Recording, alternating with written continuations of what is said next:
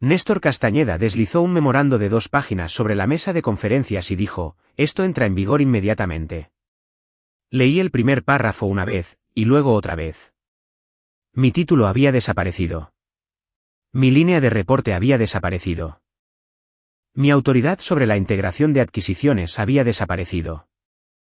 Después de 14 años de construir la operación de asociaciones estratégicas de sistemas de carga Roca Azul, estaba siendo reasignada de vicepresidenta ejecutiva a directora senior de cuentas estratégicas, reportando a Carlos Montes, un hombre que se había unido a la empresa 4 meses antes. Mi salario seguiría siendo el mismo. Néstor se recargó en su silla. Rebeca Salgado, nuestra directora jurídica, estaba sentada a su derecha. La directora de Recursos Humanos estaba sentada frente a mí con una libreta legal intacta frente a ella. Estamos simplificando la estructura antes del cierre, dijo Néstor. Carlos será el dueño de la estrategia comercial. Tú te enfocarás en las cuentas clave, donde siempre has sido más fuerte. Faltaban 3 semanas para que esperáramos firmar un acuerdo de adquisición multimillonario. Yo debería haber estado furiosa. Miré el bloque de firmas. ¿A partir de hoy? Pregunté. Néstor me dirigió la expresión paciente que los ejecutivos a veces usan cuando creen que una pregunta es emocional en lugar de precisa. Sí, a partir de hoy, y el cambio en la autoridad de transacción también entra en vigor hoy. Bien. Giré el memorando hacia él. ¿Firmarías el acuse de recibo? ¿Lo hizo? Escribí la hora junto a su firma, 10 y 17 de la mañana. Rebeca lo notó. Néstor no. Pedí una copia, entrelacé las manos y dije, entonces creo que el departamento legal debería revisar el anexo 7 antes de que alguien envíe esto al comprador. Los ojos de Rebeca pasaron de mí al memorando. Néstor frunció el ceño. ¿El anexo 7 de qué? Mi acuerdo de compensación ejecutiva. Él exhaló por la nariz. Carlota, esto es un cambio organizacional. Ningún acuerdo de empleados le impide al director general organizar el negocio. No dije que lo hiciera. Entonces, ¿qué sugieres exactamente? Sugiero que Rebeca lo revise. Él la miró. ¿Sabes de qué está hablando? Rebeca no respondió de inmediato. Eso fue más informativo que cualquier cosa que pudiera haber dicho. Conozco el acuerdo, respondió ella. La mandíbula de Néstor se tensó. Y necesito sacar la versión firmada. Yo había estado demasiado ocupada escuchando con atención. Pero cuando llegué a mi oficina y cerré la puerta, vi las consecuencias en las cosas ordinarias. El premio enmarcado de un cliente en la pared, el pizarrón blanco cubierto con plazos de integración, el organigrama del equipo que había revisado 2 noches antes, creyendo que yo guiaría a esas personas a través de la adquisición. Había pasado 14 años diciéndome a mí misma que la responsabilidad importaba más que el título. Esa mañana, alguien más usó esa creencia en mi contra. No llamé a mi equipo. No envié un correo electrónico de enojo. No empecé a copiar archivos ni a reunir pruebas que no tenía derecho a tomar. Abrí el cajón con llave de mi escritorio, saqué la tarjeta de contacto del abogado externo que había negociado mi acuerdo ejecutivo, y llamé a su oficina. Daniel Flores me devolvió la llamada 20 minutos después. Dime exactamente qué cambió, dijo. Leí el memorando de Néstor, título reducido, línea de reporte alterada. Ahora reporto a Carlos, no al director general. La compensación y el salario base se mantienen sin cambios. Responsabilidades de adquisición eliminadas. Efectivo inmediatamente. Hubo una pausa en la que escuché páginas pasando del otro lado de la línea. ¿Cuándo fue aceptada la propuesta de adquisición vinculante de la empresa? ¿El mes pasado? ¿Y el precio propuesto está por encima del umbral en tu acuerdo de transacción? Sí. Otra pausa.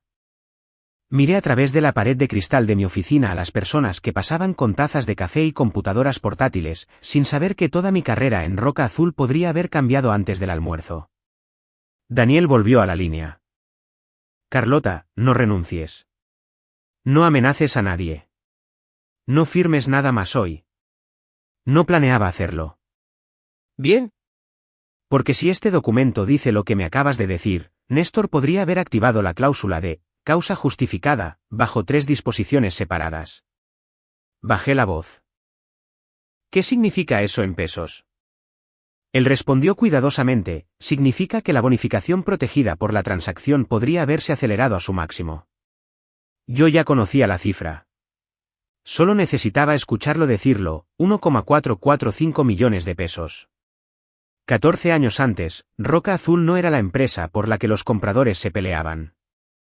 Era un respetado negocio regional de gestión de transporte de carga con buenos operadores, clientes leales y poca capacidad para ganar cuentas nacionales. Yo tenía 29 años cuando Tomás Bernal me contrató.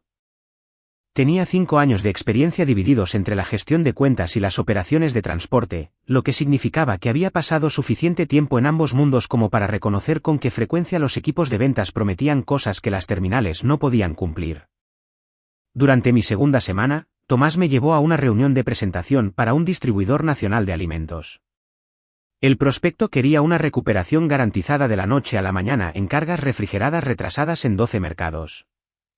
Nuestro director de ventas dijo, ¿podemos comprometernos a eso? Lo interrumpí. Podemos comprometernos a un proceso de respuesta, dije.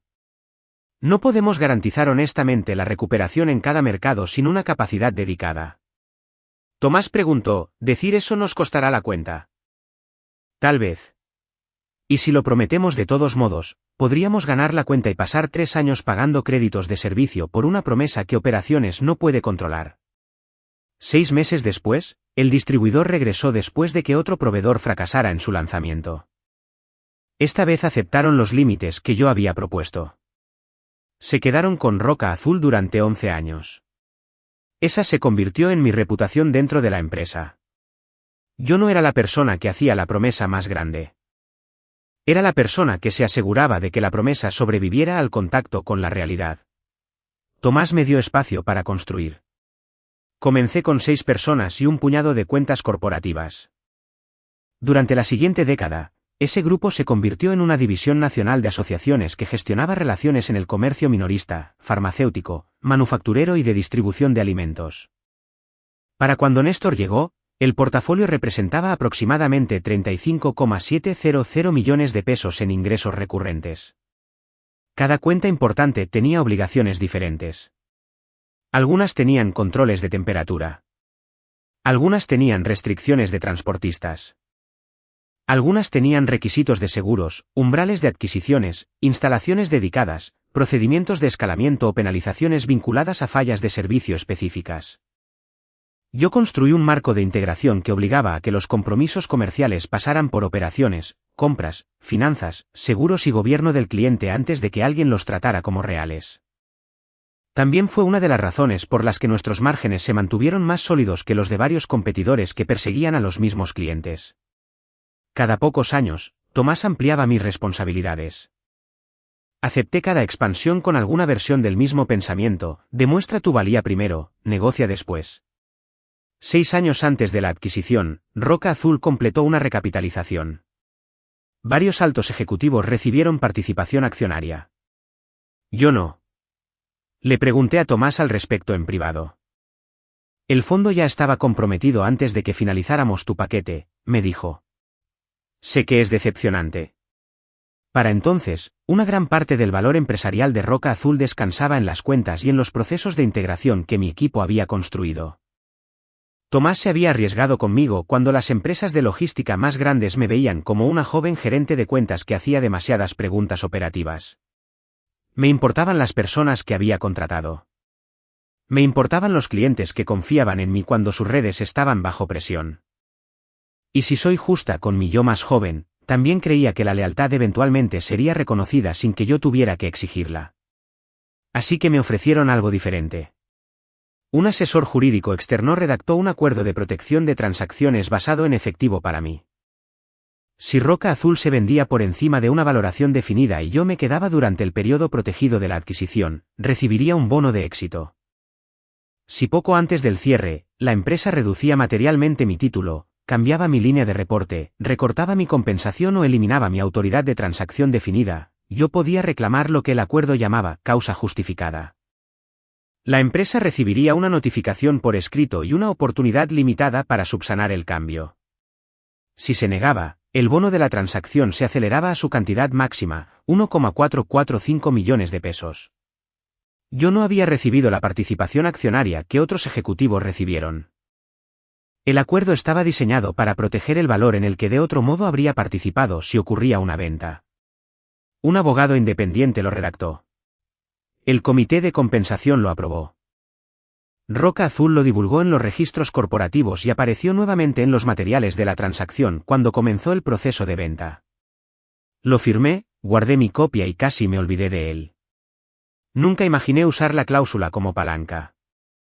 Asumí que ayudaría a Roca Azul a venderse, cobraría cualquier bono que produjera la transacción, estrecharía la mano de Tomás y decidiría que seguía. Entonces Tomás se retiró. El consejo de administración lo reemplazó con Néstor Castañeda. Néstor era brillante leyendo un balance general, reestructurando deudas y diciéndole a los inversores exactamente lo que querían escuchar. En cuestión de semanas, entendió lo que Roca Azul podría valer en una venta. Lo que nunca se molestó en entender fue el porqué.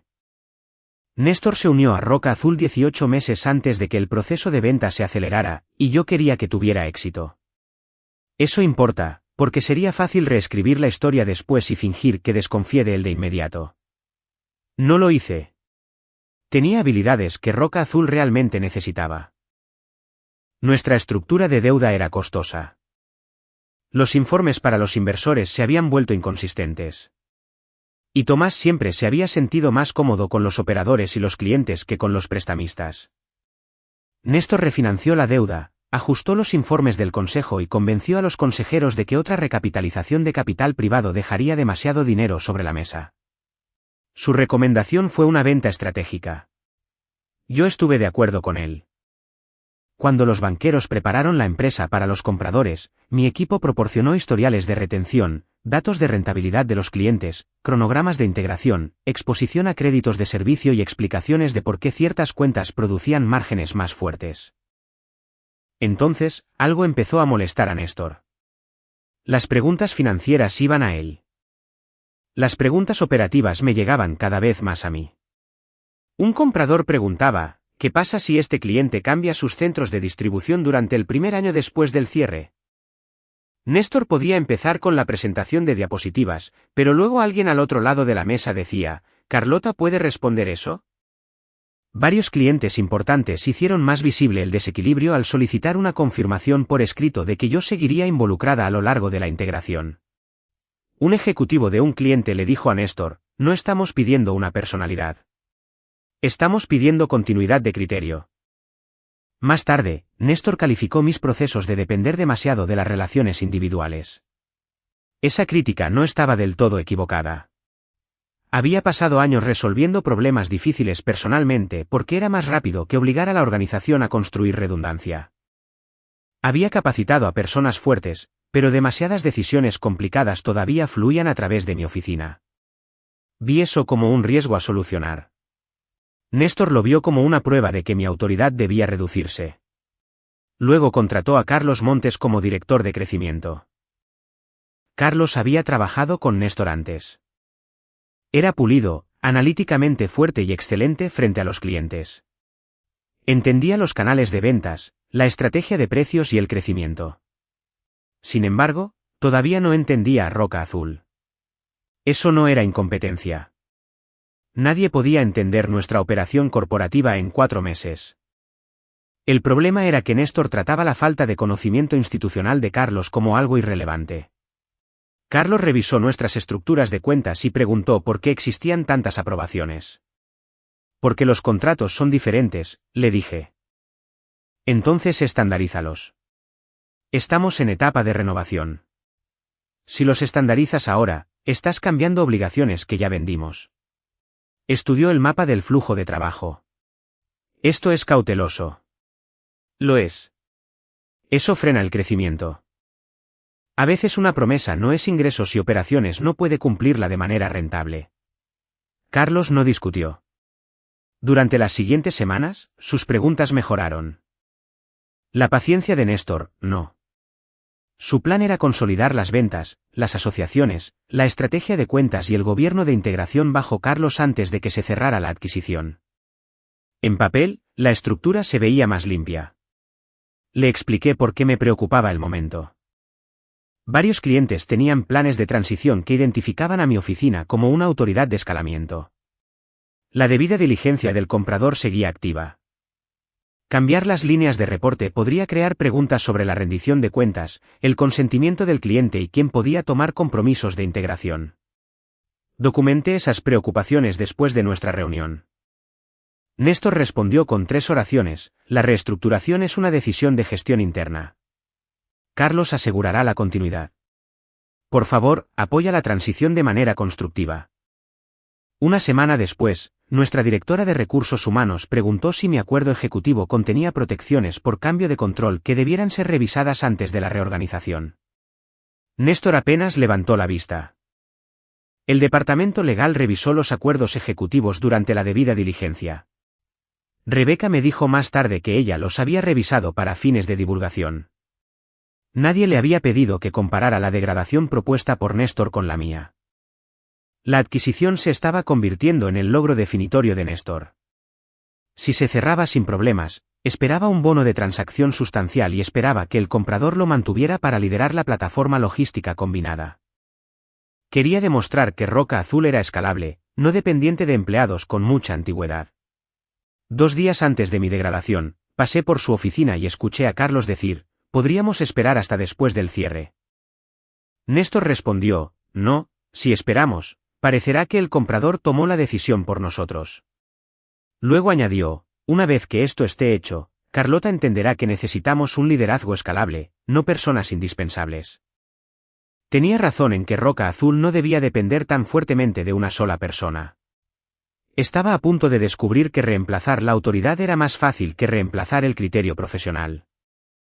La mañana después de que Néstor me entregara el memorando de degradación, Daniel me envió una copia escaneada de mi acuerdo ejecutivo con 3 secciones resaltadas. La primera cubría el título. La segunda cubría la autoridad de reporte. La tercera cubría mis responsabilidades durante un periodo de transacción protegido. Daniel dijo: cualquiera de estos podría calificar. Parece que Néstor activó los 3. Leí el lenguaje lentamente. ¿Qué pasa si renuncio ahora?, pregunté. No lo haces. Esa no fue realmente mi pregunta. Es mi respuesta. El acuerdo exige una notificación y le da a Roca Azul un plazo de subsanación. Si te vas antes de darles la oportunidad de revertir los cambios, debilitas tu posición. Miré al otro lado de mi oficina hacia el calendario de integración colgado junto a la ventana. Entonces, sigo trabajando. Sigues trabajando profesionalmente. Documentas todo. No amenazas a nadie. No negocias a través de una moción. Le das a la empresa exactamente la oportunidad que exige el contrato. Yo quería que Roca Azul honrara su acuerdo actual. Daniel redactó una notificación formal. La edité para reducirla porque su primera versión sonaba más confrontacional de lo que yo quería. El mensaje final establecía 3 hechos. Mi título había sido reducido materialmente. Mi línea de reporte había cambiado y mi autoridad de integración de adquisiciones había sido eliminada durante el periodo de venta protegido. Escribí que prefería continuar mi empleo bajo mis responsabilidades existentes y que consideraría el asunto subsanado si Roca Azul anulaba los cambios dentro del periodo contractual. Se lo envié a Rebeca y copié únicamente al presidente del comité de compensación. Rebeca me llamó 10 minutos después. ¿Estás en tu oficina? Sí. Quédate ahí unos minutos. ¿Qué está pasando? Voy a hablar con Néstor. Pude escuchar la contención en su voz, el tipo de tono que usan los abogados cuando ya están pensando 3 reuniones por delante. Más tarde, Rebeca me explicó lo que sucedió a continuación, porque yo no estaba en la habitación. Ella colocó mi acuerdo frente a Néstor y abrió el anexo 7. Él leyó la cantidad 2 veces. Eso no puede significar 1,445 millones de pesos en efectivo. Sí puede, dijo Rebeca. Por un cambio en la línea de reporte. Por un evento calificado como causa justificada durante una ventana de transacción protegida. No la despedimos. El acuerdo no exige el despido. Mantuvo su salario. La compensación es un detonante. No es el único detonante. Néstor empujó el documento hacia ella. ¿Quién aprobó esto? El comité de compensación. ¿Cuándo? Hace 6 años. Y nadie pensó en decírmelo. Fue revelado en el anexo de compensación ejecutiva durante la debida diligencia. La respuesta de Néstor, según Rebeca, fue la frase que convirtió un error solucionable en un problema de gobernanza corporativa: no voy a dejar que un viejo acuerdo de retención dicte el organigrama. Rebeca le recordó por qué existía el acuerdo. Durante la recapitalización, otros ejecutivos habían recibido participación accionaria. Yo no. El bono de la transacción era el sustituto del consejo de administración por parte de esa ganancia perdida. Néstor lo llamó historia irrelevante. Rebeca lo llamó el contrato. Esa tarde, ella vino a mi oficina y cerró la puerta. No está inclinado a revertir la decisión. La miré durante varios segundos. No le pedí que me pagara. Lo sé. Le pedí que me devolviera el puesto. También sé eso. El número sonaba enorme cuando otras personas lo decían. Dentro de mi propia cabeza, se sentía extrañamente secundario. Roca Azul había sido el centro de mi vida profesional desde que tenía 29 años. Sabía que clientes odiaban las conferencias telefónicas, que líderes de almacén querían rutas de escalamiento por escrito, que promesas comerciales ponían nerviosa a nuestra gente de operaciones, y que miembros de mi equipo tenían hijos que empezarían la universidad ese otoño. Irme significaría perder un lugar que había pasado 14 años ayudando a construir. Rebeca se sentó frente a mí. ¿Entiendes que si el plazo de subsanación expira, la empresa puede impugnar el reclamo? Lo entiendo. Y si el reclamo sobrevive, esto casi seguramente pondrá fin a tu empleo aquí. También entiendo eso. Ella asintió. ¿Qué es lo que realmente quieres? Fue la pregunta más fácil que me habían hecho en toda la semana. Quiero que mantengan la promesa que hicieron antes de que me necesitaran para hacer que la empresa fuera más fácil de vender. A la mañana siguiente, Rebeca notificó al presidente del Consejo de Administración. Luego notificó al asesor jurídico externo de transacciones que había surgido un pasivo ejecutivo potencial. Eso creó otro problema que Néstor no había considerado. Según el acuerdo de adquisición, cualquier nuevo pasivo ejecutivo superior a 170 millones de pesos tenía que ser revelado al comprador. Mi plazo límite de subsanación expiraba el viernes. Y si Néstor se negaba a revertir la degradación para entonces, Roca Azul tendría que decirle a una empresa que se preparaba para comprarla que su director general había creado potencialmente una obligación de 1,445 millones de pesos 3 semanas antes del cierre. Para el martes, 3 consejeros habían instado a Néstor a corregir el problema: restaurar mi título, restaurar mi relación de reporte directo, restaurar mi autoridad de transacción hasta el cierre, y revisar la estructura después. Rebeca me dijo que un consejero le preguntó: ¿por qué estamos arriesgando 1,445 millones de pesos por 3 semanas? Néstor respondió: porque si el director general no puede cambiar las líneas de reporte sin ser tomado como rehén por un acuerdo de empleo, tenemos un problema mayor. Él veía el contrato como un desafío a su autoridad.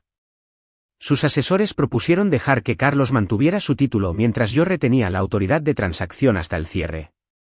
Néstor también rechazó eso.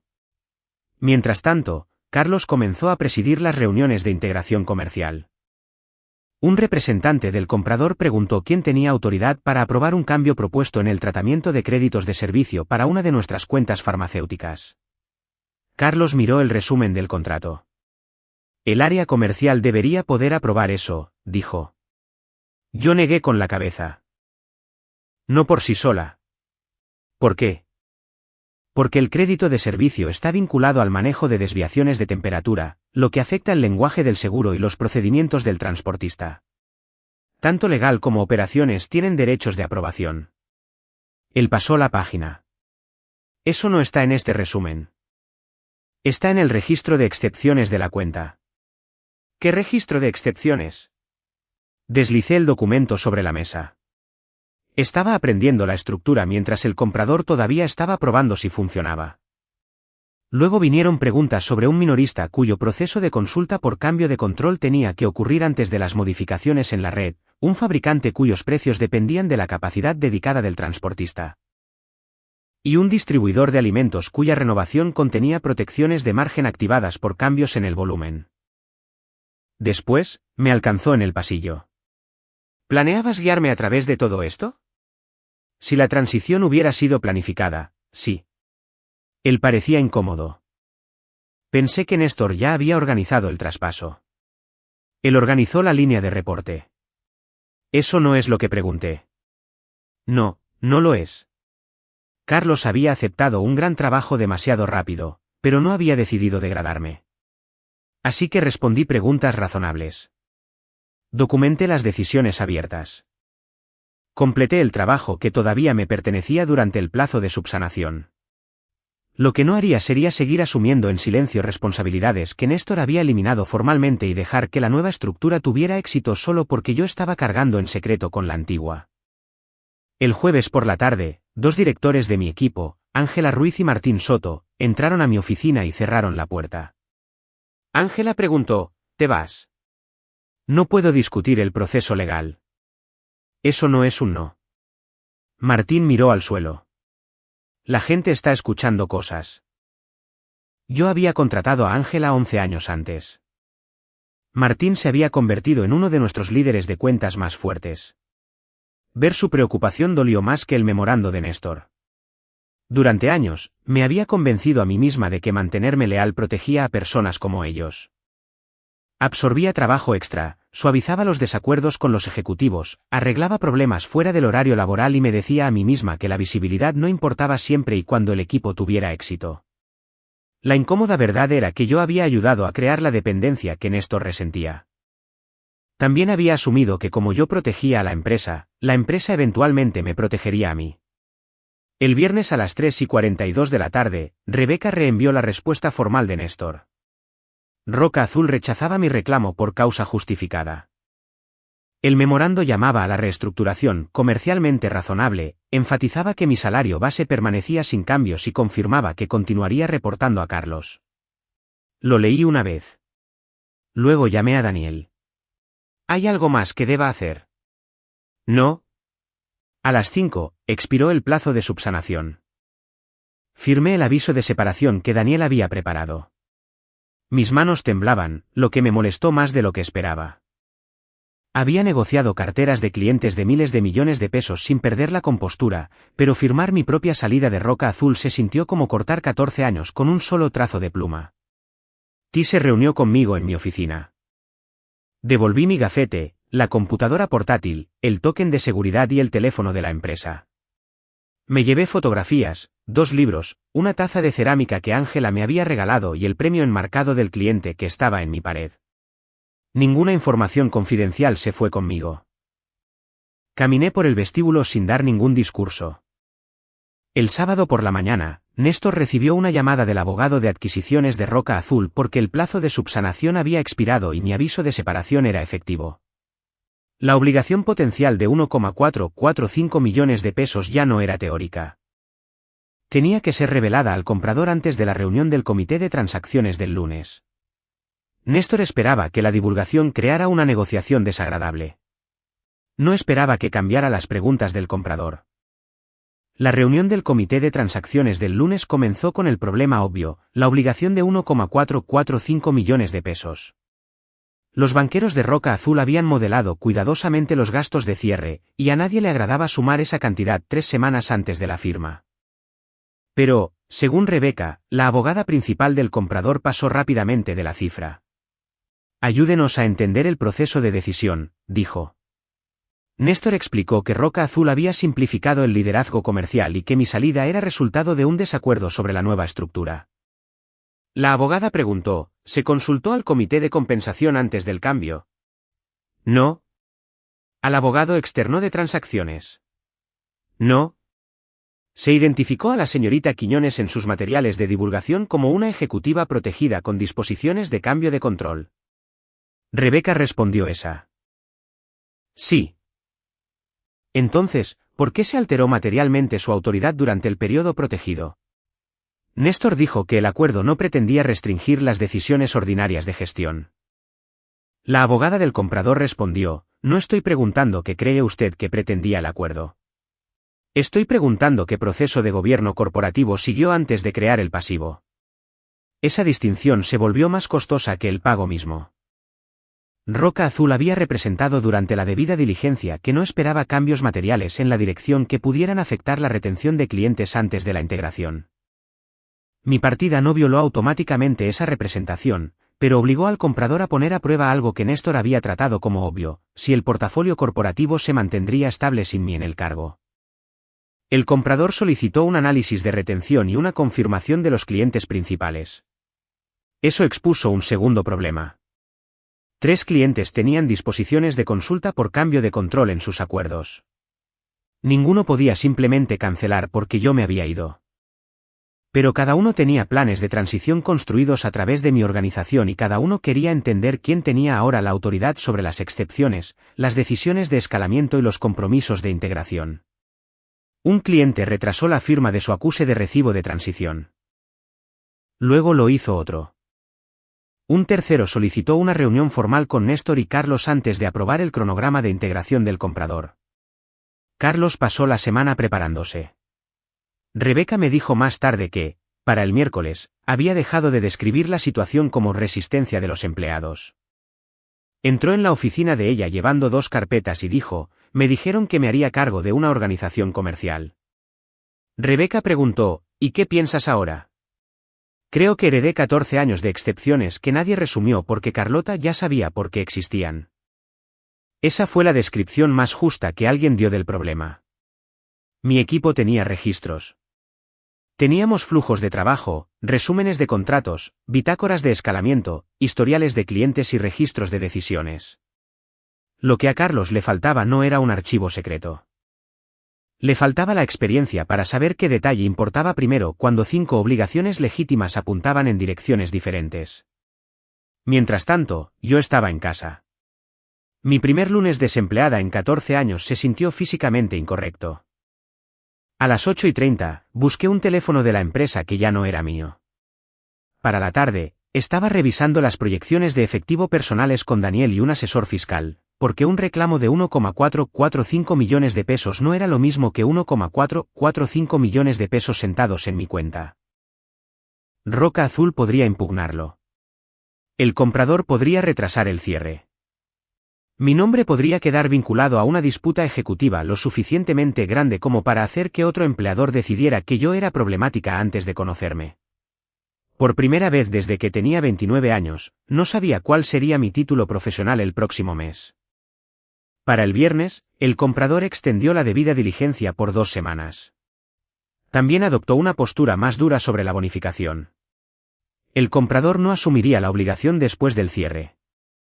Si el pago se volvía exigible, tendría que salir de los ingresos de la venta de Roca Azul. Eso transfirió los 1,445 millones de pesos directamente a las personas que habían aprobado las condiciones económicas de la venta. El Consejo de Administración quería respuestas. Se programó una revisión confidencial para determinar quién autorizó mi degradación, qué revisión legal ocurrió y por qué ocurrió el cambio durante el periodo protegido.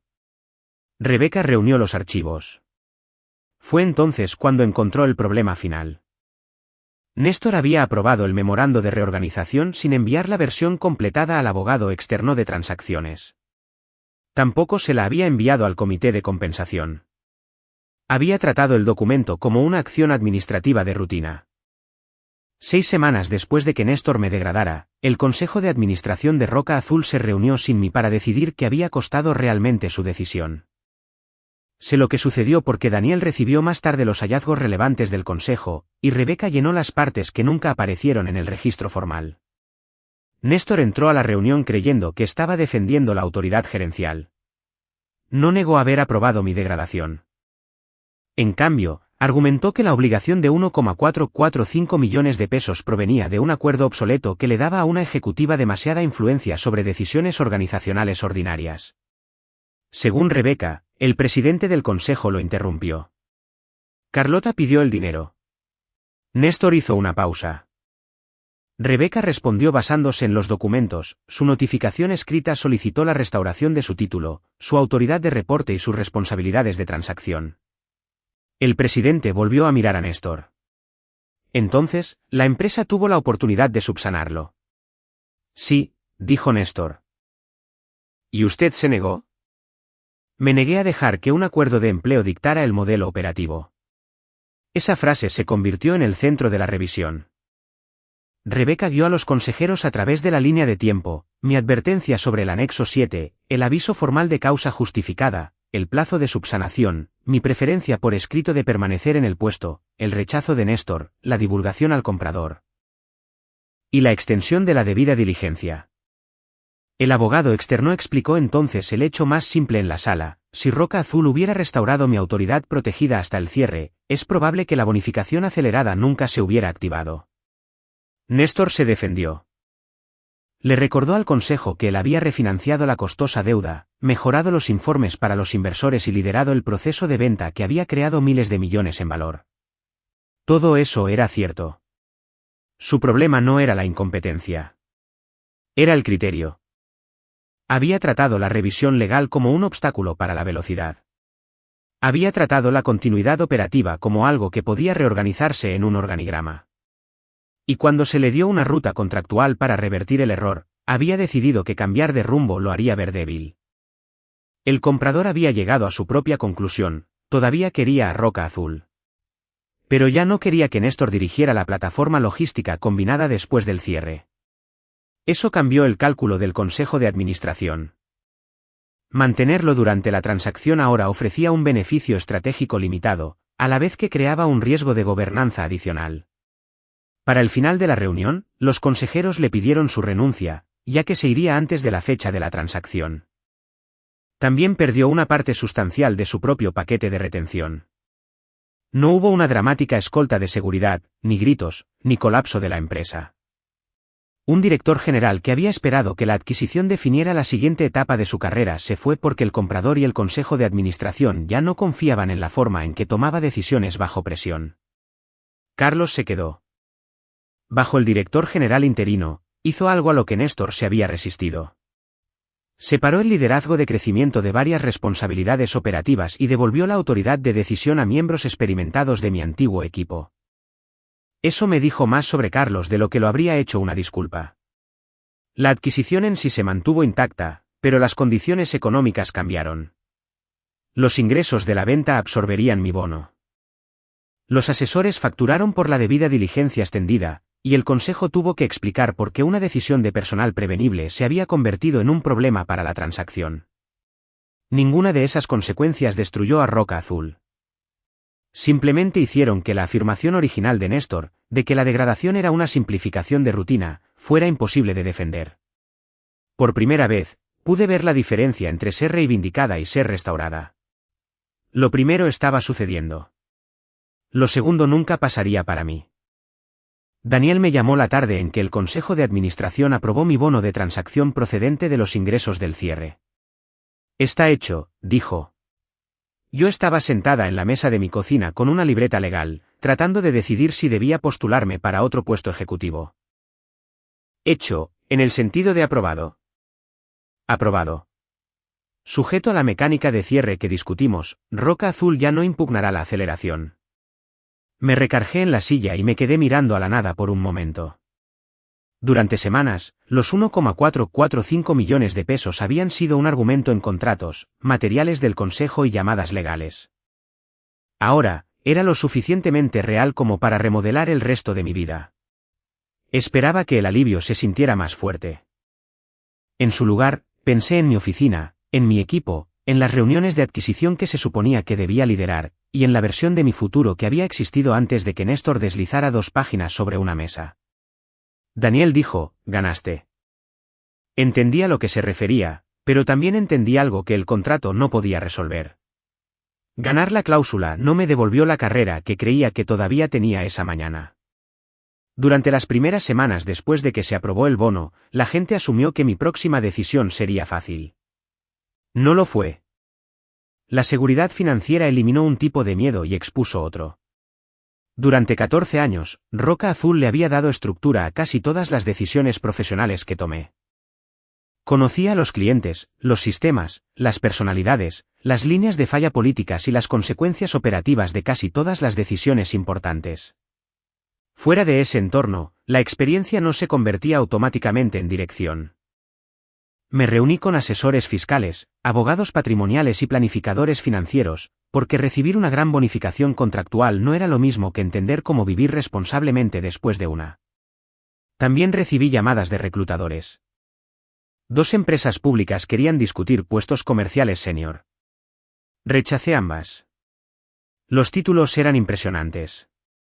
La compensación era generosa. Las estructuras sonaban familiares de una manera que me hacía sentir incómoda.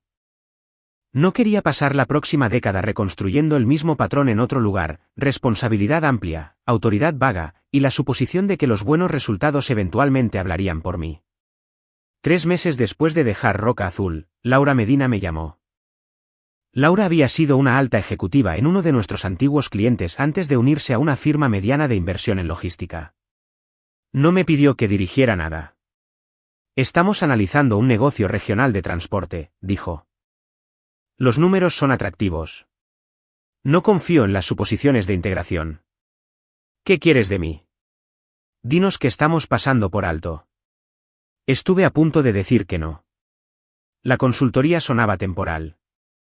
Había pasado mi carrera perteneciendo a un lugar, pero el compromiso era estrecho, con un precio claro y limitado al riesgo de integración comercial. Daniel revisó el lenguaje del conflicto de intereses. Me aseguré de no utilizar información confidencial de Roca Azul.